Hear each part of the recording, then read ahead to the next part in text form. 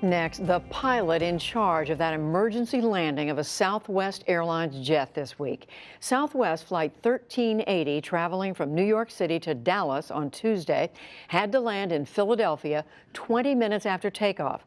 One of the engines had exploded in midair, sending metal fragments into the wing and into the cabin. Passenger Jennifer Riordan died after a nearby window shattered and she was pulled halfway out the opening, while other passengers tried to save her.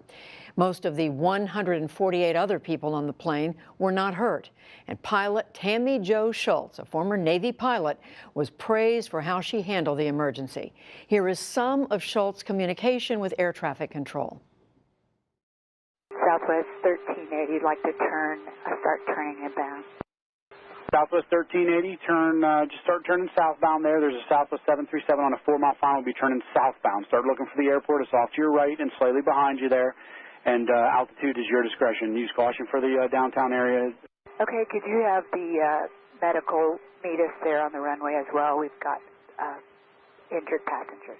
Injured passengers, okay. And is your airplane physically on fire? No, it's not on fire, but part of it's missing.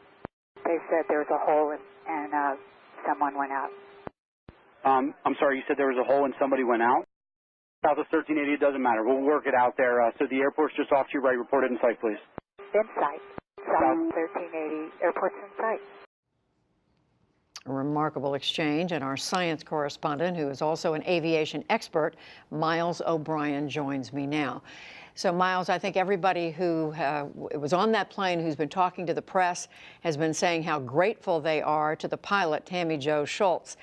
I mean, remarkable calm. Just how difficult is it to fly a plane under those circumstances? Judy, the flight crew had an awful lot going on at once. 2 major emergencies simultaneously, a presumed engine fire, the loss of an engine, all that goes along with that, and an explosive rapid decompression, all that goes along with that. Those are 2 emergencies that flight crews train for and learn by memory what to do, and they had to sort through those checklists simultaneously, while all at once the aircraft steeply banking to the left 45 degrees because of the loss of thrust and the extra drag caused by the explosion in the engine, and on top of that having to get down as quickly as possible to an altitude of 10,000 feet where the air is thick enough for people to breathe. And yet what you hear on the radio on the other side of that cockpit door was as routine as it gets. Calm, cool, collected. Tammie Jo Shults proved what a great pilot she is. I suspect, given her Navy background, she's been in some tight situations. Landing an F-18 on an aircraft carrier at night in bad weather is not for the faint of heart, but this was certainly no walk in the park, and she did it perfectly. Well, a lot of people are enormously grateful to her. But, Miles, that Navy training really can make a difference for a pilot, can't it? Yeah, you know, a lot of people have been making comparisons to Sully Sullenberger and his landing in the Hudson River a few years back. I think the common thread here is both of these pilots were trained by the military. In the case of Sullenberger, the Air Force; in Tammie Jo Shults' case, the Navy.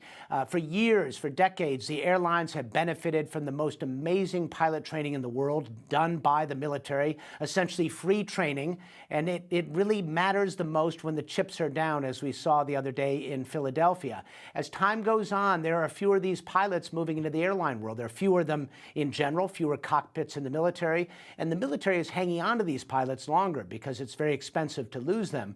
And so we have to wonder, the civilian training doesn't quite match the military training in some respects. And you have to wonder, as we look toward the future of airline flying, if the civilian training may want to up its game a little bit. Now, Miles, the FAA is saying that it's ordering inspections of these engines, looking for metal fatigue. Talk about the significance of that. Well, what's most significant, Judy, is there's a hauntingly parallel incident that happened, same airline, same type of aircraft, same type of engine, in August of 2016. The only difference is nobody got hurt. The aircraft got on the ground safely, but exactly the same thing happened with metal fatigue as the cause, and that fan blade being spit out like a hot, fast piece of shrapnel. Subsequent to that, the manufacturer of the engine, CFM, which is a joint venture venture between GE and the French jet engine maker Safran, sent out a service bulletin to the airlines who had these engines and said, hey, you probably should do some ultrasound testing of these fan blades to make sure there are no cracks, because they're not necessarily visible. Southwest was among the airlines who resisted that call, said they just needed more time to do it and had not done those inspections. So the truth is, if the FAA, the NTSB, had acted quicker and with more urgency after that first event in August 2016, this event might not have happened. But you're saying Southwest and other airlines resisted? They did. You know, the airline business is a profit-making business, and the fact of the matter is safety always costs money. And this particular event, as troubling as it should have been on its own on August 2016, was not treated with the urgency I think it should have. Well, now it is certainly getting more attention, a lot more attention. Miles O'Brien, we thank you as always. You're welcome, Judy.